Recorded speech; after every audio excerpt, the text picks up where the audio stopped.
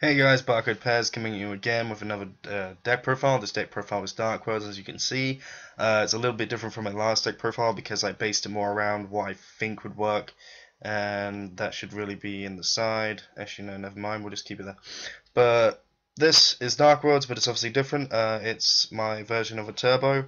I'm not running Upstart Goblins. I think Upstart Goblins is not the best way to get your turbo off, in my opinion. Yeah, as much as you know you're drawing into cards, and your opponent is gaining, I feel that the opponent gaining is probably not as good as it could be, because after all, I'm all about the OTK. I want to get my OTK in there.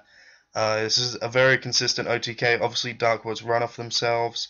We got so much drawing power. We got freaking Darkwood Dealings, Gates of the Dark World, Drag Down, Card Destruction, Trade In, along with Brow. This is such an annoying draw engine, along with Reckless Greed.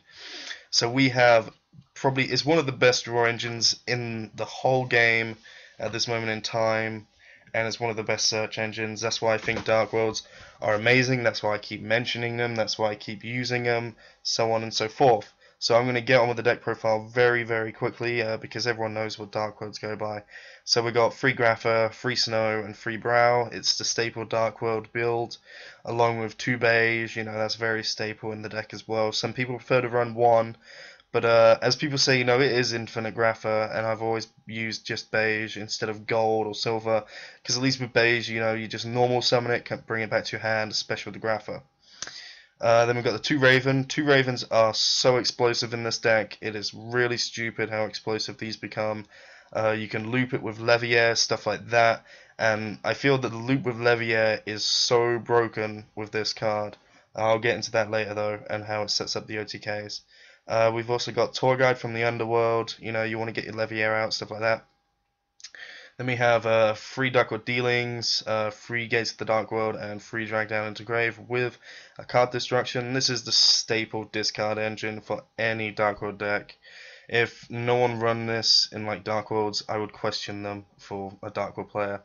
But then we got our little staple lineup. We got MSTs. We have Monster Reborn, Heavy Storm, Dark Hole, and Foolish Burial. A lot of people don't like to use Foolish Burial.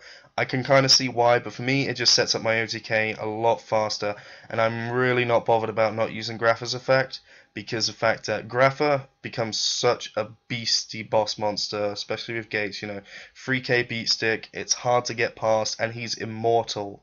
You can bring him back as many times as you want during a turn. It's stupid. And to be honest, along with the synchros I've got, Fabled Leviathan, Dark Highlander, and Fabled Valkyrius, these are going to be major boss monsters. So yeah. Now we've also got the trade-ins. This is the new card I added in.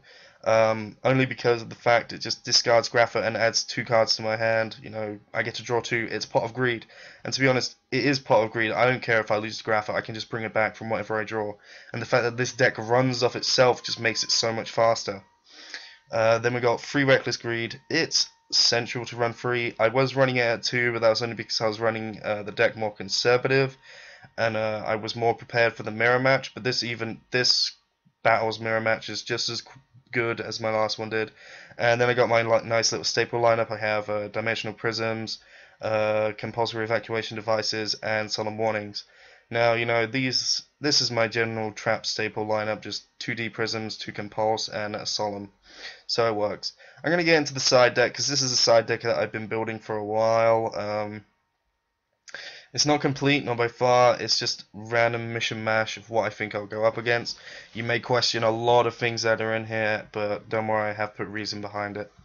Alright, so we've got two bottomless. This is just generally if we end up going up against boss monsters like Hyperion, Chaos Dragons, things like that, or even the mirror match, bottomless is very useful in the mirror match. I have an extra solemn warning just in case, I'm going up against Monarchs and I kind of want to get rid of that Caius.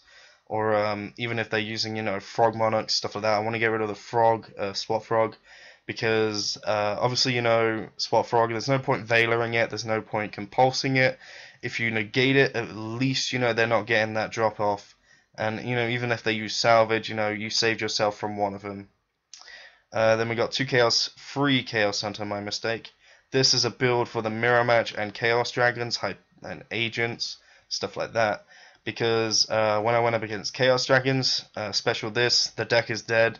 They can't use Chaos Sorcerer's effect, they can't use BLS's effect, they can't Bottomless this, they can't D-Prism, they cannot literally do anything, so it stuns their deck, and it's stupid how it stuns the deck. Also in the mirror match, it's very powerful, it kills their Gates of the Dark World.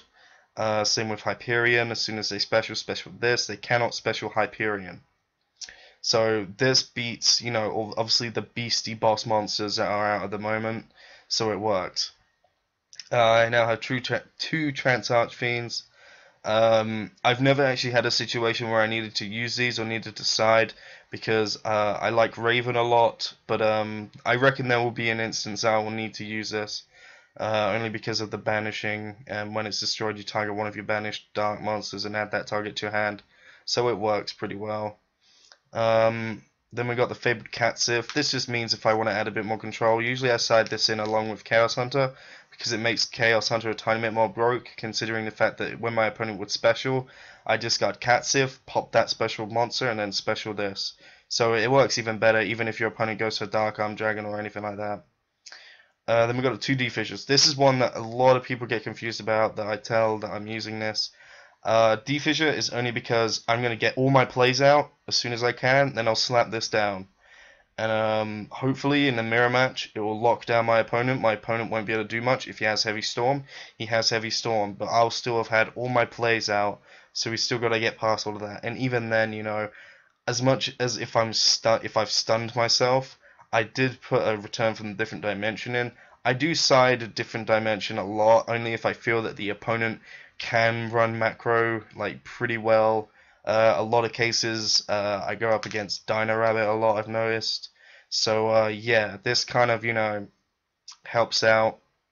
Also, I've never really had a proper trouble with Dino Rabbit with this deck, only because this deck is so explosive, and the fact that it runs off itself, I just think that Dino Rabbit cannot keep up with it. And then finally I got the one Solemn Judgment. This is just for the extra negate, like if I feel that I need to negate some more, I'll side in a Solemn Warning and a Solemn Judgment. So it's all situational with this side deck. It's just pure situational. But my real side deck is very different to this, because I go by what I think everyone is going to use in regionals, stuff like that, not from what Dueling Network has, which is just a random mix and match. Alright, now we got the extra deck. We have 2 Shockmaster. This deck can go into Shockmaster pretty well. Just Raven, use Beige, double Beige, you know, go Shockmaster. Never done the play at the moment, only because I've never felt the need to, and I don't think I'm going to need to right now. It's just for if I feel that, you know, that one time when you could use a Shockmaster, it's there. Then we got the Mistroke. This is only before Ophion. If I cannot get past Ophion, I will have to beat it from this, because its defense is weaker than Mistroke's attack, so it works. Tempo, I love this guy. It's so stupid. I remember once my opponent went early game into an Acid Golem, summoned out this, just take off both of the materials, I'm just gonna sit there and wait. And he just quit after that. I was just like, you should not have gone into Acid Golem so early. Alright, now we got the Levier Sea Dragon. This gives us so many broken plays. We can recycle all of these guys, and we can loop Raven. I can't exactly show you it and here how you can loop Raven, but it's all about Grapha and Leviathan. I've managed to get 2 Leviathans out and still keep 2 Graphas on the field, so it works pretty well, and it just adds up to the OTK. But then obviously, yeah, we got the 2 Fabled Leviathan. This guy is awesome. It recycles your Fableds, and you can loop it off Levier with Grapha and Raven. Then we got the Dark Highlander and Fabled Valkyrius. As much as Fabled Valkyrius' effect is a cost at this moment in time, it really does not matter. I rarely go into him, and the only reason I do go into him is because of the mirror match, and I want to be over the Grapha.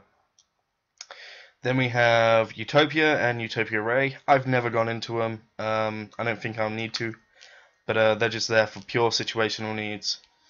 Then we have 2 Photon Papillon Operative, just in case someone feels like stalling out with Spirit Reaper. Obviously, you know, as I said before, I don't really go for the Grapha effect a lot, But I've still got compulsory and stuff like that.